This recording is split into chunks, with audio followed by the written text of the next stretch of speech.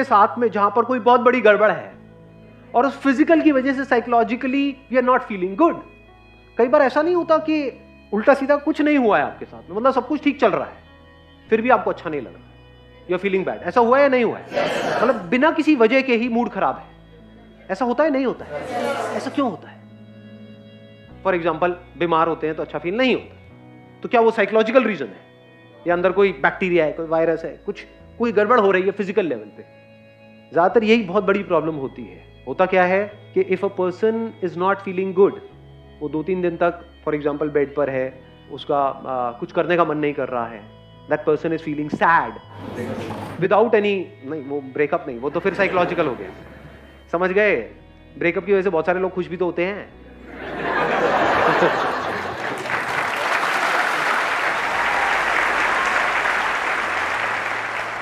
ध्यान से समझ लेना, आप किसी डॉक्टर के पास में जाओगे तो वो साइकोलॉजिकल पे ज्यादा ध्यान नहीं देगा, वो क्या करेगा, फटाफट से अपना वो निकाला, उस पर लिखा ये खा लो, तो वो किस लेवल पे काम कर रहा है? फिजिकल।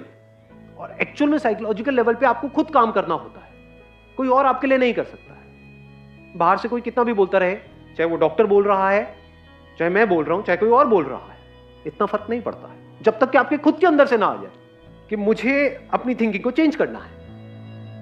तो साइकोलॉजिकली अपने आप को कैसे ठीक करना है, वो किसके हाथ में कंट्रोल है? पूरी तरह से आपके हाथ में है। पहले तो इसको अच्छे से समझ लो। जिसने सोच लिया कि नहीं अब बहुत हुआ, अब मुझे आगे बढ़ना है लाइफ में, 1 सेकंड में बाहर, मतलब 1 महीने तक बैठ करके रो रहे थे, ऐसा होता है लाइफ में? नहीं होता है। कुछ गड़बड़ हो गई, पड़े हुए हैं, अरे यार सब खत्म हो गया, सब बर्बाद हो गया, अब कुछ नहीं बचा है, अब तो कुछ हो ही नहीं सकता है, मेरी जिंदगी झंड है, ये सब उल्टा सीधा अपने आप को बोले चले जा रहे। एकदम से एक मूवमेंट नहीं आता है, चल खड़ा हो, आगे बढ़े यार, कोई बात नहीं, क्या हो गया, और एकदम से सब कुछ बदल जाता है। इसको बोलते हैं साइकोलॉजिकल। उस वक्त अगर फिजिकल भी जो हमारी बॉडी का जो केमिकल लोचा है वो हमारा साथ दे तो और अच्छा हो जाएगा। यही तो दवाइयां करती है, जो डॉक्टर्स दवाइयां देते हैं उससे क्या होता है, अंदर जो फिजिकल लेवल पे गड़बड़ हो रही होती है उसको वो संभाल लेते हैं, उसके भी सिम्टम्स को संभालते हैं, कॉज को नहीं। आज हम कॉज पे जाने वाले हैं। दोनों में फर्क समझ आ रहा है? कुछ सिम्टम्स हैं। सिम्टम्स क्या होते हैं फिजिकल लेवल पे? कुछ तरह के केमिकल्स हैं जो रिलीज होने चाहिए हमारे अंदर ब्रेन में। फॉर एग्जांपल सेरोटोनिन है, डोपामीन है, कॉर्टिसोल तो स्ट्रेस हार्मोन होता है बेसिकली। कुछ ऐसे केमिकल्स हैं जो रिलीज होने चाहिए, वो रिलीज नहीं हो रहे हैं, तो you are feeling bad without any reason. उसके साथ में कुछ और भी उल्टे सीधे थॉट्स चल रहे हैं, तो और एक साइकिल घूम रही है। उन थॉट्स की वजह से और बुरा लग रहा है, जितना बुरा लग रहा है और थॉट्स आ रहे हैं। जब मूड खराब होता है तो कैसे गाने सुनने का मन करता है? समझ रहे हो ना क्या हो रहा है? और जितने सैड गाने सुनते हो क्या होता है? और सैड। और जब मूड बहुत बढ़िया होता है तब कैसे गाने सुनने का मन करता है? एनर्जेटिक। समझ रहे हो ना ये कैसे एक दूसरे को इंपैक्ट करता है, फिजिकल और साइकोलॉजिकल। इन दोनों को अगर हम समझ पाएं और इन दोनों लेवल्स पे अच्छे से काम करें, तब जाकर के इस प्रॉब्लम का हम एक्चुअल में परमानेंट सॉल्यूशन निकाल पाए। अब इसको ध्यान से समझ लेना, मतलब फिजिकली क्या गड़बड़ होती है, कुछ ऐसे केमिकल्स हैं जो रिलीज होने चाहिए हमारी ब्रेन में, वो नहीं होते हैं, जिसकी वजह से वी स्टार्ट फीलिंग बैड। और कुछ ऐसे केमिकल्स हैं जो रिलीज नहीं होने चाहिए, फॉर एग्जांपल कॉर्टिसोल, वो रिलीज होता चला जाए, स्ट्रेस हार्मोन भी बोलते हैं उसको। तो ये मेडिकेशंस क्या करती है, उसको ब्लॉक करती है, जो रिलीज नहीं होना चाहिए, और जो होना चाहिए उसको आर्टिफिशियली क्रिएट कर देती है, वो रिलीज होने लग जाता है, तो आपको अच्छा फील होने लग जाता है। दवाई लेते एकदम से अच्छा फील होने लग जाता है। बट क्या ये परमानेंट सोल्यूशन है? बीमारी का इलाज करने के 2 तरीके हैं। एक है बीमारी के जो सिम्टम्स है सिर्फ उसका हम इलाज करें, एक है बीमारी की जड़ को काट दें। फॉर एग्जाम्पल गाड़ी में आपके फ्यूल नहीं है और आप साइकोलॉजिकली बड़ा अच्छा सोच रहे हो, मुझे वहां जाना है, ये मेरा गोल है, ये मेरी मैं इतनी स्पीड पे चलाऊंगा, सारा प्लान बना लिया, गाड़ी में फ्यूल ही नहीं, दबाए चले जा रहे रेस। तो रीजन क्या है? फिजिकल है साइकोलॉजिकल है? फिजिकल है। ऐसे ही बॉडी में अगर हमारे फ्यूल ही नहीं है या फ्यूल में ही मिलावट है तो रीजन फिजिकल हो गया। मान लो किसी का पेट ब्लॉक है, 4-5 दिन से काम ही नहीं हुआ है और वो यहां पर बैठे हुए हैं, बैठे होंगे,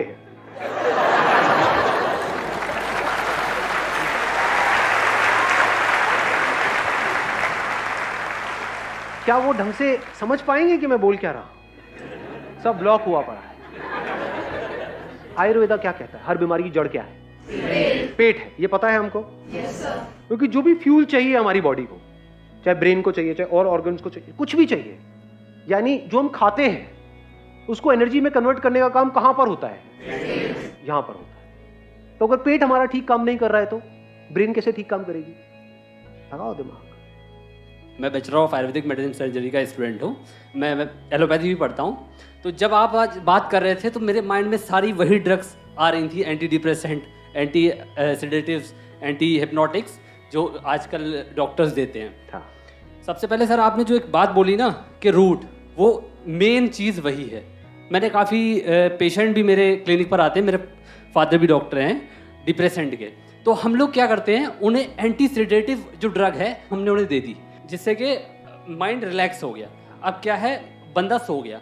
तो उस बंदे को ये सोचना चाहिए कि जो मैंने मेडिसिन ली है आखिर वो कर क्या रही है। वो ये कर रही है ना कि वो मुझे सुला रही है। तो क्यों सुला रही है, डॉक्टर क्यों कर रहा है ऐसा? वो इसलिए कर रहा है ताकि आप जो है सोचे ना, माइंड आपका ज़्यादा ना सोचे। ओवर थिंकिंग, जब आप ओवर थिंकिंग में पहुंचते हैं ना तो ये सारी चीज़ें आपके साथ होती है, तो सब कुछ स्ट्रेस्ड आउट हो जाता है। Stressed out. देखो क्या होता है, जब हम बहुत ज़्यादा सोच रहे होते हैं, सोचते रहते हैं, सोचते रहते हैं, सोचते रहते हैं, तो अगर आप ध्यान से ऑब्जर्व करोगे ना अपनी बॉडी को, बॉडी कॉन्ट्रैक्ट होने लग जाती है। जब भी आप बहुत ज्यादा सोचते हो तो सब कुछ कॉन्ट्रैक्ट होने लग जाता है। ऐसा होता है, नहीं होता है? ये जो मेडिकेशन है क्या करती है, जो चीज एक तरीके से सिकुड़ गई है, कॉन्ट्रैक्ट हो गई है, उसको थोड़ी देर के लिए रिलैक्स कर देती है। ऐसे ही होता है? यस सर, यही होता है। एक स्टेप और आगे बढ़ते हैं आप, और बताओ। हाँ, तो सर यही कंडीशन ना, जैसे कि अब आप एंटी सेडेटिव ड्रग ले रहे हैं, तो वो जब आप लॉन्ग टर्म के लिए ले लेंगे ना, तो एक कंडीशन वो आएगी सर, आपको उतनी डोज से नींद नहीं आएगी फिर। ये इसका साइड इफेक्ट, ये इसका साइड इफेक्ट जो आप सर बात कर रहे हैं, डोज बढ़ानी पड़ेगी। हाँ, डोज बढ़ानी पड़ेगी। तो इससे क्या होगी कंडीशन, आगे के लिए हमारे लिए बहुत प्रॉब्लम हो जाती है उस ड्रग से। और एक प्रॉब्लम और है मेडिकेशन में, वो भी मैं यहाँ पे क्लियर कर देता हूँ। मेडिकेशन क्या कर सकती है, एक तो जो आपकी बॉडी स्ट्रेस्ड आउट हुई पड़ी है, ब्रेन स्ट्रेस्ड आउट है, आपके ऑर्गन स्ट्रेस्ड आउट है, उसको रिलैक्स कर दिया। दूसरी तरफ से ये क्या कर सकती है, आपको उठा सकती है, कुछ ऐसे केमिकल्स रिलीज कर सकती है जिसकी वजह से आप एक्साइटेड हो जाओगे। ये दोनों ही स्टेजेस अगर नेचुरल ना हो तो खतरनाक है। जैसे कि सर कैफीन होती है, हाँ, जैसे कि हम लोग चाय पीते हैं तो उसमें कैफीन होता है। हाँ। तो कैफीन हमको हैप्पी हार्मोन्स रिलीज कराता है, हमको बहुत अच्छा लगता है। हम लोग क्यों कहते हैं चाय पीनी है, हमको चाय पीने के बाद अच्छा लगता है। हाँ। उसमें कैफीन होता है। हाँ सर, यही सब। राइट। हाँ, एक मिनट रुको, अभी हम और बात करेंगे। नहीं, सही है, क्योंकि टेक्निकली भी बात हो रही है ना। Is over thinking a problem? It is not a problem, क्योंकि कुछ भी काम आपको करना है तो आपको सोचना पड़ता है। क्या लगता है, ये जो एथलीट्स हैं, क्रिकेटर्स हैं, जब ये खेल रहे होते हैं, इनकी थॉट प्रोसेस किस लेवल पे चल रही होती है? तेजी से सोच रहे होते हैं, बहुत धीरे सोच रहे होते हैं? तो speed of thinking is not a problem. Thinking is not a problem. अगर उस थिंकिंग में कॉन्फ्लिक्ट है तो प्रॉब्लम है। अगर उस थिंकिंग में क्लैरिटी नहीं है तो प्रॉब्लम है। क्लैरिटी है तो जितना मर्जी सोच लो, कोई दिक्कत नहीं है। जैसे अभी ये सेशन हमारा चलने वाला है, मान लो जितनी भी देर तक चलने वाला है, अगर ये पूरे दिन भी चलता रहे तो मुझे कोई दिक्कत नहीं है। I will not feel tired. तो मैं अभी सोच रहा हूं या नहीं सोच रहा हूं, या फिर रिलैक्स पड़ा हुआ? हाँ, क्या बोल रहे हो भैया? ऐसा तो नहीं है ना, आपने बोला मैंने सोचा, यहां से मैंने कुछ बोला आपने बोला, तो एक कम्युनिकेशन चल रहा है। एक के बाद एक हम लेयर्स को हटाते चले जा रहे हैं, मतलब थिंकिंग बहुत ही डीपर लेवल पे चल रही है। उसकी वजह से क्या मैं टायर्ड फील कर रहा हूं? नहीं।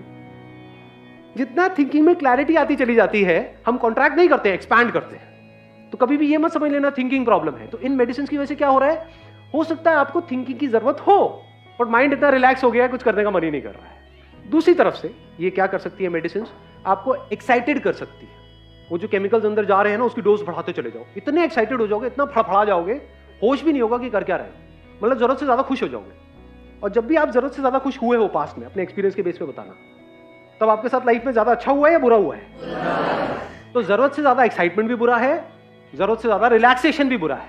अब जरूरत कितनी है ये कौन डिसाइड करेगा आपके लिए? क्या कोई डॉक्टर? क्या कोई दवाई? या आपको खुद को पता होना चाहिए। ब्रेन कैसी होनी चाहिए, जो ना डल हो ना ओवर एक्साइटेड हो, नॉर्मल एक स्टेट में हो। नहीं तो प्रॉब्लम इसकी एक बहुत बड़ी क्या है कि इन मेडिसिन की वजह से जो एक्साइटमेंट हमको मिलता है, लोगों को उससे अटैचमेंट हो जाती है। फिर एक नॉर्मल स्टेट भी होगी, माइक लेकर के बताना मैं ठीक कह रहा हूं, गलत? यस सर, बिल्कुल सही बोल रहे हैं। हाँ, फिर अगर एक नॉर्मल स्टेट भी होगी, जैसे एक बंदे की एक नॉर्मल स्टेट है, उसमें अगर उनको लाया जाएगा तो वो कहेंगे इसमें मजा नहीं आ रहा है, थोड़ा और बढ़ाओ डॉक्टर साहब। उसका परमानेंट सोल्यूशन क्या है, उसके बारे में हमको सोचना है। अभी मैंने एक फ्यूल का एग्जांपल आपको दिया था। हमारी बॉडी के लिए फ्यूल क्या है? फूड मतलब क्या? What is food? What do you call as food? Burger, pizza? What do you mean by healthy food? Physical activity से तो फ्यूल बर्न होगा, उसके बाद में हमको फ्यूल चाहिएगा। नहीं तो अगर आप फिजिकल एक्टिविटी करो और फ्यूल ढंग का ना लो तो फिजिकल एक्टिविटी भी आपके लिए नुकसान करेगी। तो अभी हम बात कर रहे हैं फ्यूल का। What is fuel for our body? जो हम खा रहे हैं सुबह से रात तक, वो पैकेज फूड जो खा रहे हैं, जो आपको बेचा जा रहा है, जो आपके सो कॉल्ड सेलिब्रिटीज आकर के एडवर्टाइजिंग कर रहे हैं, जो वो खुद नहीं खाते हैं बट आपको खिला रहे हैं, वो फूड है। पसंद क्या है, यहाँ से ऑनलाइन यहाँ से ऑर्डर कर दिया, वो आ गया, चले जा रहे हैं, अब फिर कह रहे हैं सर आपकी बातों का असर नहीं होता है।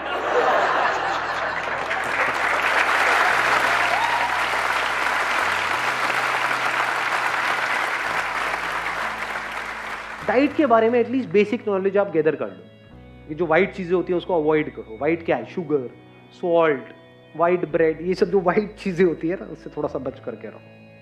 तो अब फ्यूल क्या है? फ्यूल सिर्फ खाना नहीं है, ये बहुत बड़ी गलतफहमी है। घोड़ा क्या खाता है? चने तो अगर हम खिला दे तो खाता है, चने कहां से खाएगा वो?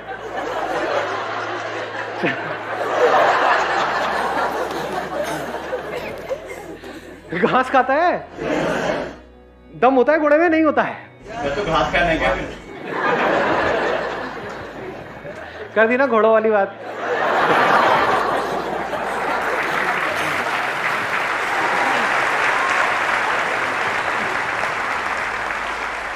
अरे मैं घास खाने के लिए नहीं कह रहा। घास में क्या होता है इतना नहीं पता है? मतलब कोई साइंस बैकग्राउंड से नहीं है? क्लोरोफिल नहीं होता है? क्लोरोफिल मतलब क्या? कहां से बनता है वो? सनलाइट से। तो इनडायरेक्टली क्या घोड़ा सनलाइट नहीं खा रहा है? सनलाइट में एनर्जी है या नहीं है? Vitamin D. अब देख लो ये क्या गड़बड़ हो रही है। सनलाइट मतलब विटामिन डी। सनलाइट का रोल सिर्फ विटामिन डी तक है, या सनलाइट के जो हजारों लाखों फायदे हैं उसमें से एक है विटामिन डी? तो फ्यूल मतलब सिर्फ खाना नहीं, that is just one aspect of fuel.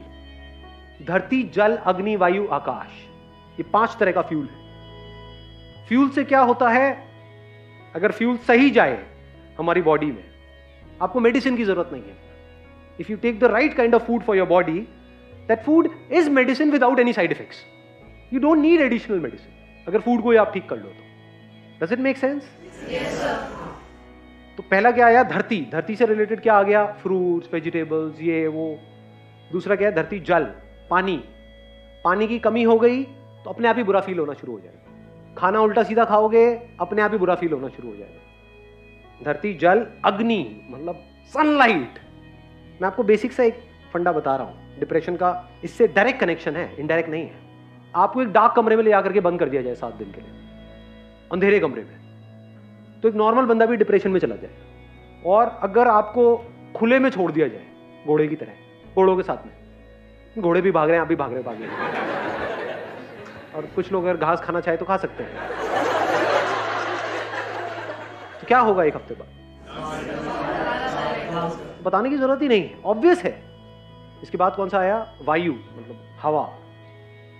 हवा कैसी है हमारे आसपास में? यहाँ पे दिल्ली में बढ़िया है, पॉल्यूटेड। लास्ट क्या है? आकाश। आकाश मतलब स्पेस। आपको एक छोटे से कमरे में बंद कर दिया जाए, वहां अच्छा लगता है या खुले में अच्छा लगता है? किसी पहाड़ के टॉप पे अच्छा लगता है? तो आप कहोगे कि आप पहाड़ पे चले जाए? नहीं जी, घर पे जहां भी रहते हो, किसी अपार्टमेंट में रहते हो, उसकी छत पे तो जा सकते हो। वहां पे छत पे जा करके अच्छा लगता है। तो क्या स्पेस फ्यूल है या नहीं है? इस पे हमारा कितना ध्यान है? या ध्यान है सिर्फ और सिर्फ थॉट्स पे? नंबर 1 थॉट्स कि मुझे ये करना है, वो करना है, वो करना है, मेरे साथ ये हो गया, वो हो गया। दूसरा, अब मैं इसको ठीक कैसे करूं, ठीक कैसे करूं, ठीक कैसे करूं।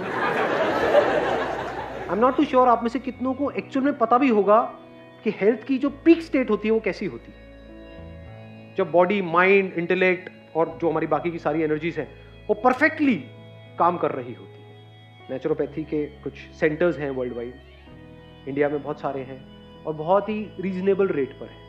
कोई भी दवाई खाने से पहले डिप्रेशन एटलीस्ट 7 दिन के लिए, मिनिमम 7 दिन के लिए, 7 दिन के लिए जाओ जहां पे खाना ढंग का मिले, पानी अच्छा मिले, हवा साफ सुथरी हो, सनलाइट मिले। उसके अलावा और भी बहुत सारे वहां पे ट्रीटमेंट्स होते हैं, मिट्टी विट्टी पूरे लगा करके लिटा देते हैं कहीं पर भी। ऐसा ना हो कहीं जाओ और मैं भी साथ में, सर आप भी।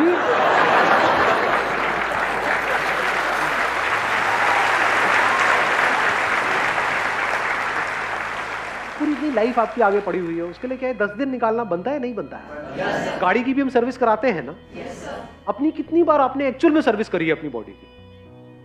करते ही नहीं, इसकी तो कोई बात ही नहीं होती है। बात क्या होती है, टॉप करो, ये करो, वो करो, इट्स ऑल अबाउट करो करो करो करो करो। तो करके भी इन खचरों का कुछ होता नहीं है और रोने लग जाते हैं तो सर ये तो कर लिया लेकिन सर लेकिन सर लेकिन लेकिन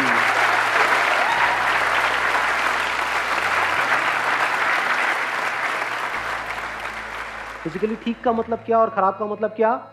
डिस ईज, इसी में इसका मीनिंग छुपा हुआ है। Dis ease, when you are not at ease, that is disease.